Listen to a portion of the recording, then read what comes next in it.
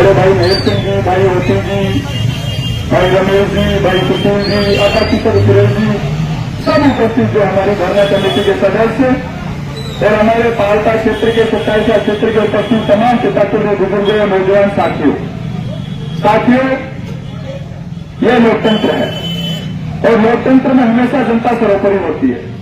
और आज जो पिछले 10 से 15 दिन पहले जिस बात का धरना इस 27 क्षेत्र की जनता ने शुरू किया, आज इस 27 क्षेत्र की जनता की जीत हुई है।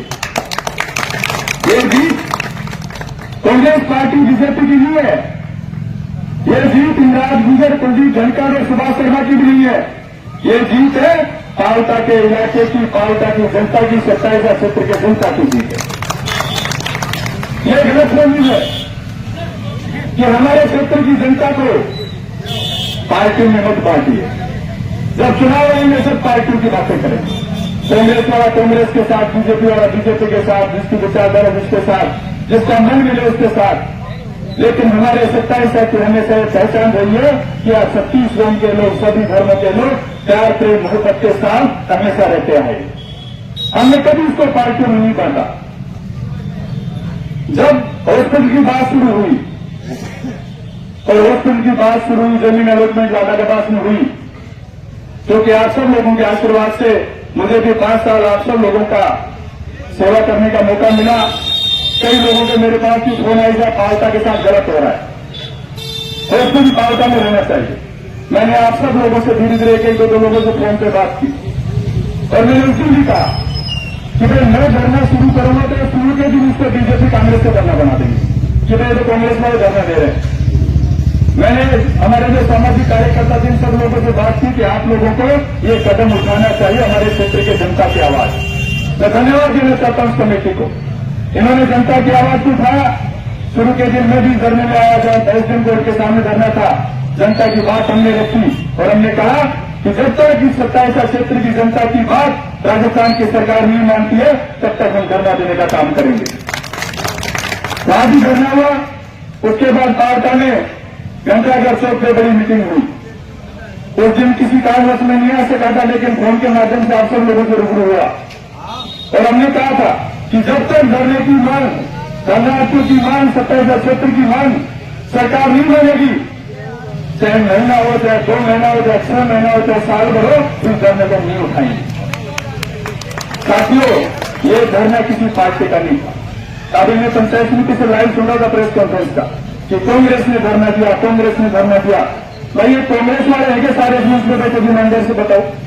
सब पार्टियों के लोग हैं, सब जातियों के लोग हैं, सब धर्मों के लोग। या किसी एक पार्टी का धरना नहीं था, ये जनता की आवाज, पालता के बच्चे बच्चे की आवाज थी, 27 के बच्चे बच्चे की आवाज थी कि हॉस्पिटल पालता में रहना चाहिए। एक भी आदमी इस बात का विरोध नहीं किया, सबने कहा पालता में होनी चाहिए। जगह भी हम सब लोगों ने बता दी और बार मैंने सुना, कम से कम 20 बार कहा होगा कांग्रेस वाले धरना दे रहे हैं, कांग्रेस वाले धरना दे रहे हैं। तो जब कांग्रेस वाले धरना दे रहे थे तो बीजेपी वालों को आपने बुलाए रखा था अपने पास, क्यों मांग मानी तो जनता की, क्यों कहा कि पालता में बनेगा? क्योंकि ये जनता की आवाज थी, यह पालता क्षेत्र के जनता की आवाज थी, जिस आवाज का आप लोगों को मानना पड़ा। हमारे क्षेत्र की खूबसूरती है कि यह क्षेत्र के मुद्दे के ऊपर, क्षेत्र की समस्या के ऊपर सब लोग एकजुट होकर के काम करते हैं। जमीन की बात बार बात आई, हमने पहले भी बताई थी, आज भी बता रहे हैं कि जमीन है और जमीन है। कभी कहा घोषणा हुई है कि हम पालतू में बनाएंगे। हमने कहा हमारी पुरानी हॉस्पिटल और रेस्ट हाउस को तोड़ करके आप इसमें बना दो, कम से 500 बीघा जमीन हो जाएगा आपके पास, 15,000 की जमीन हो जाएगी आराम से। हमारे कस्बे के बीच में है, सब गांव के बीच में भी है। ट्रॉमा सेंटर हमारे पुराने हॉस्पिटल में बना दे, क्योंकि वो भी सीएससी की जो बिल्डिंग है वो भी काम आ जाएगी। ट्रॉमा सेंटर हाईवे पर होना चाहिए, वो भी हो जाएगी। बार एक बात कह रहे थे, मैंने आज भी सुना कि हमें 10,000 स्क्वायर मीटर जमीन कंस्ट्रक्शन के लिए चाहिए, 28,000 मीटर जमीन पूरी हॉस्पिटल के चाहिए। लेकिन जो सर्कुलर उसी सर्वदलीय मीटिंग में हम लोगों को विभाग भी दिया था सीमतों में कि भाई ये सर्कुलर है, इतनी जमीन चाहिए, इतनी रिक्वायरमेंट है हमारी विभाग की। उस सर्कुलर में एक लाइन नीचे लिखी हुई है कि शहरी क्षेत्र में अगर जमीन कम हो तो हम उसको मल्टी स्टोरी भी बना सकते हैं। वो लाइन लिखी हुई है, शायद मुझे लगता है अधिकारी से पढ़ना भूल गए उस लाइन को। मैंने दोबारा अधिकारी को फोन करके बताया कि आज ही के सर्कुलर में लिखा हुआ है कि शहरी क्षेत्र में अगर जमीन कम हो तो उसका मल्टी स्टोरी भी बना सकते हैं, 2 मंजिल 5 मंजिल 7 मंजिल चाहे जितनी बना सकते हैं। हमने उसी में कहा था कि जो ऐसा नहीं तो उसको भी 7 मंजिल बन सकता है, हमारे पावता में 5 मंजिल क्यों नहीं बन सकता? बन सकता है।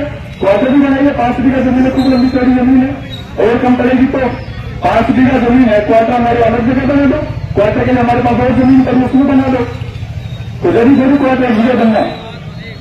लेकिन मुझे लगता है कि परम पिता परमेश्वर ने और आप सबकी आवाज में सत्ता पक्ष को सदबुद्धि दी है।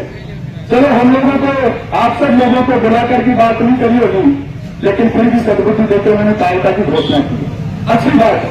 और मुझे तो अच्छा लगा, मैं आए रहा था पैदल तो कहते डीजे बज रहा, मैंने हो सकता है डीजे आप उसी से बजा रहे होंगे। फिर पता चला कि साहब विधायक जी वहां से डीजे बजाते जा रहे हैं। मैंने कहा ये जनता भी आपकी, ये जनता भी आपकी। और इसमें से काफी लोग ऐसे होंगे जिन्होंने बीजेपी को वोट दिया होगा, काफी लोग ऐसे जिन्होंने मुझे वोट दिया होगा, किसी ने निर्णय को दिया होगा। इस तरीके से लोकतंत्र में जनता का अपमान नहीं करना चाहिए। वैसे उनका स्वागत करते हैं सब लोग, इस मंच पे आते और मंच पे आके घोषणा करते कि भाई आप लोगों ने अच्छा काम किया। हो सकता है कई बार कई चीजें हमें भी याद नहीं रहती थी सत्ता के समय, क्या आपने धरना देकर के जनता की इसकी बात उठाई और हमने उस मांग को स्वीकार कर लिया, आप धरने को उठाने का काम कीजिए। अगर ऐसा करते तो कितना अच्छा लगता है बताओ? अच्छा लगता नहीं लगता? लेकिन अब क्या रहा हो तो मेरे से पहले आप लोगों ने देखा होगा, मैं देखकर वहां पहुंचा राजेश भाई की दुकान के आसपास, सभी निकल गया डीजे यहां से।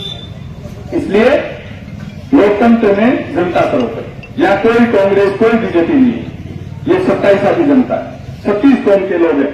और आज तक का इतिहास रहा है, मैं भी 1997 में पावता आ गया था पढ़ने के लिए, 9th क्लास में एडमिशन लिया था।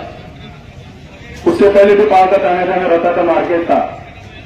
ये पता नहीं परम पिता परमेश्वर की कृपा से उस घंटाघर का मुहूर्त कौन से शुभ मुहूर्त में लगा है कि जब घंटाघर से कोई आवाज पावता में उठी है तो हमेशा हाथ पार देगी। इस घंटाघर से जब भी किसी बात की आवाज जनता ने उठाई है, यहाँ करके या धरना हुआ प्रदर्शन हुआ या और कोई, और पावता की अगर राजनीतिक तौर की बात भी करे तो जो आवाज घंटाघर से उठते हुए हाथ की पार जाती है, कभी रुकती नहीं है। तो मेरा तो निवेदन है आप सब लोगों से, और धन्यवाद देता हूं पूरे धरनार्थियों को, आदरणीय सुभाष शर्मा जी को, इन्होंने भी अपना पूरा समय दिया, महेश सिंह जी को, ओपी बायला जी को, भाई गणेश जी को, रमेश जी को, नरेश जी को, हमारे संरक्षक सुरेश जी को, भाई वो सुशील का है, सुशील है, वो रूप सिंह है, जिन लोगों ने रोज अपना काम दाम धंधा छोड़ करके सुबह से शाम तक का समय यहाँ पे दिया, भगवान जी करा लो, सब लोगों ने, इन सब लोगों ने इस जनता की आवाज को उठाया। और धन्यवाद देना चाहता हूं पावता क्षेत्र की मीडिया को, हमारे 27 के मीडिया को, पत्रकार बंधुओं को, जिन्होंने अपनी कलम से इस आवाज को ताकत देने का काम किया। रोज सभापति हो सकता है कई बार उनको भी दबाने का प्रयास किया गया होगा, एक दिन खबर उल्टी आती थी, एक दिन छोटी आ जाती थी, लेकिन फिर भी लोकतंत्र में जनता की आवाज मजबूत होती है, ऐसा नहीं है। जनता की आवाज को दबा नहीं सकते, जनता की आवाज को कोई उल्टा नहीं कर सकता, आगे वो जनता जनार्दन है। इसलिए आप सब लोगों से मेरा कर्तव्य निवेदन है कि आप लोगों ने इस मुहिम में, इस जनता की आवाज में जो अपना योगदान दिया, उसके आप सब लोगों को धन्यवाद देता हूं। और आज ही नहीं, आने वाले समय में जब तक भी जनता के साथ अन्याय किया जाएगा या जनता के हितों पर कुठाराघात किया जाएगा, हम सब लोग हमेशा आपके साथ रहेंगे, हमेशा आपके साथ कंधे से कंधा मिला करके काम करेंगे। सत्ता किसी को भी सत्ता आती हो जाती है, इतना घमंड किसी को नहीं करना चाहिए। 5 साल हमें भी सत्ता में रहने का मौका मिला, सुभाष जी रहे, पहले भी हमसे कही रहे, आगे भी कही रहेंगे। इसमें कोई स्थायी नहीं है लोकतंत्र में, सत्ता का घमंड किसी को नहीं करना चाहिए। ये जनता है, चाहे जिसको आसमानी सदा से उसको धरती को लाके पकड़ने का काम नहीं करती है। तो लोकतंत्र में जनता की आवाज को दबाने का काम जब कोई करेगा, हम सब मिलकर के लड़ेंगे। इस 27 क्षेत्र के लिए, विराटनगर विधानसभा के लिए जब भी किसी की आवश्यकता पड़ेगी, पहले भी हमेशा आपके साथ था, आगे भी मिलकर के लड़ेंगे। और सकारात्मक राजनीति के पहले से वाकई हम लोगों ने की थी, उसको आगे बढ़ाने का काम करेंगे। आपकी आवाज, आपकी मुहिम आज रंग लाई है, सत्ता को झुकना पड़ा और झुक करके जनता की आवाज को मांगना पड़ा। मैं आज भी करें, हमारे सामने मत झुको, कांग्रेस बीजेपी के सामने मत झुको, इस जनता के सामने सबको झुकना पड़ेगा। ये जनता है, ये 5 साल 27 साल विराट में है, यहाँ की जनता के सामने जो भी राजनीति करेगा उसको झुकना पड़ेगा। जनता की आवाज को मानना पड़ेगा, आपकी आवाज को ताकत देने का काम करना पड़ेगा। साथियों में विपक्ष का धर्म निभाने के लिए आपके बीच में हमेशा रहना, आपको चिंता करने की जरूरत नहीं। जब भी सत्ता पक्ष आप लोगों के साथ अन्याय करेगा, हमेशा आप लोगों की आवाज को बुलंदी के साथ उठाने का काम करूंगा। क्योंकि पिछले 20 दिन में घटनाक्रम आपने देखा होगा। मुझे कई लोग कहते थे साहब 1 साल से आप चुप बैठो, मैंने कहा समय आने दो। क्योंकि हम अगर जल्दबाजी करते तो लोग कहते हैं चुनाव हार गया, इसलिए पता नहीं हर छोटी छोटी बात पे विरोध करने लग गया। मैंने कहा जब जनता की बात आएगी, पहले भी जनता के साथ था, आगे भी जनता के साथ रहूंगा और जी और जान के साथ आपकी मदद करने का काम करूंगा। आप सब लोगों को पुनः मेरी ओर से बहुत बहुत धन्यवाद। राम राम।